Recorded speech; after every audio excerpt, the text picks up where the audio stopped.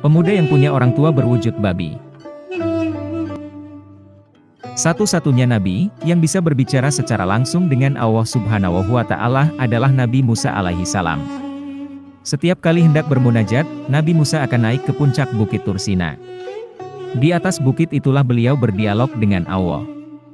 Nabi Musa sering bertanya dan Allah akan menjawab pada saat itu pula. Inilah kelebihan Nabi Musa alaihi salam yang tidak diberikan pada nabi-nabi yang lain. Suatu hari, Nabi Musa bertanya kepada Allah Subhanahu wa Ta'ala, "Ya Allah, siapakah orang di surga nanti yang akan bertetangga denganku?" Allah kemudian menjawab dengan memberitahukan nama orang itu beserta tempat tinggalnya. Setelah mendapat jawaban, Nabi Musa turun dari puncak bukit Tur Sina dan berjalan menuju tempat yang telah diberitahukan itu. Beberapa hari kemudian, akhirnya sampailah Nabi Musa ke tempat yang dituju. Setelah bertanya kepada beberapa orang penduduk di situ, beliau pun akhirnya berhasil bertemu dengan orang yang dimaksud. Nabi Musa dipersilakan masuk ke dalam rumah dan duduk di ruang tamu. Akan tetapi, nampaknya, tuan rumah itu tidak bisa segera melayani tamunya itu. Dia pun bergegas masuk ke dalam bilik dan melakukan sesuatu aktivitas di dalam. Sebentar kemudian dia keluar sambil membawa seekor babi betina yang besar. Nabi Musa terkejut melihatnya. "Ada apa gerangan ini?" kata Nabi Musa berbisik dalam hatinya penuh keheranan. Babi itu lalu dibersihkan dan dimandikan dengan baik. Setelah itu, babi tersebut dilap hingga kering serta diperlakukan dengan kasih sayang. Kemudian babi itu diantarkan kembali ke dalam kamar. Tidak lama kemudian, dia keluar sekali lagi dengan membawa pula seekor babi jantan yang lebih besar. Babi itu juga dimandikan dan dibersihkan. Kemudian dilap hingga kering dan dipeluk serta cium dengan penuh kasih sayang. Babi itu lalu diantarkan kembali ke dalam kamar. Selesai melakukan aktivitas itu, barulah dia melayani Nabi Musa. Mula-mula Nabi Musa bertanya, "Wahai saudara, apa agama kamu?" "Agama hamba adalah agama tauhid," jawab pemuda itu. "Jika demikian, mengapa kamu memelihara babi? Bukankah kita tidak diperkenankan memeliharanya?" kata Nabi Musa. "Wahai Tuan, sesungguhnya kedua babi itu adalah ibu dan bapak hamba. Oleh karena mereka telah melakukan dosa besar, Allah kemudian mengubah rupa mereka menjadi babi yang jelek rupanya.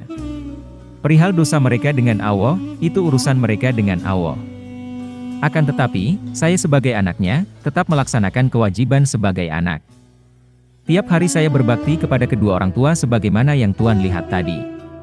Walaupun rupa mereka sudah menjadi babi, saya tetap mengabdi, melayani dan melaksanakan tugas sebagai seorang anak," kata pemuda itu. "Setiap hari saya berdoa kepada Allah agar mereka diampuni. Saya memohon supaya Allah mengubah diri mereka menjadi manusia normal, tetapi Allah masih belum berkehendak mengabulkan doaku," jelas pemuda itu. Maka seketika itu juga Allah menurunkan wahyu kepada Nabi Musa alaihi salam, "Wahai Musa, inilah orang yang akan bertetangga denganmu di surga kelak, karena hasil baktinya yang sangat tinggi kepada orang tuanya. Meski ibu bapaknya telah berwujud seekor babi, dia tetap berbakti pula. Oleh karena itu, kami naikkan derajatnya sebagai anak saleh di sisi kami." Allah Subhanahu wa Ta'ala juga berfirman kepada Nabi Musa, "Kami kabulkan doa untuk orang tuanya. Dan kami sediakan tempat di surga untuk ibu bapaknya itu." Hikmah dari kisah ini. Pertama, baik buruknya perangai kedua ibu bapak kita, itu bukan urusan kita.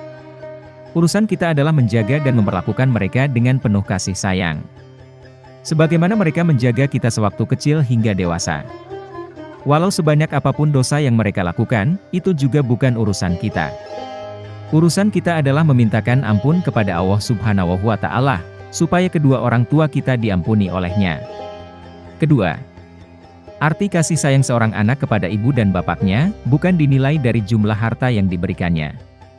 Tetapi kasih sayang seorang anak pada kedua ibu bapaknya, adalah dengan mendoakan supaya kedua ibu bapaknya mendapat tempat yang terbaik di sisi Allah Subhanahu wa Ta'ala.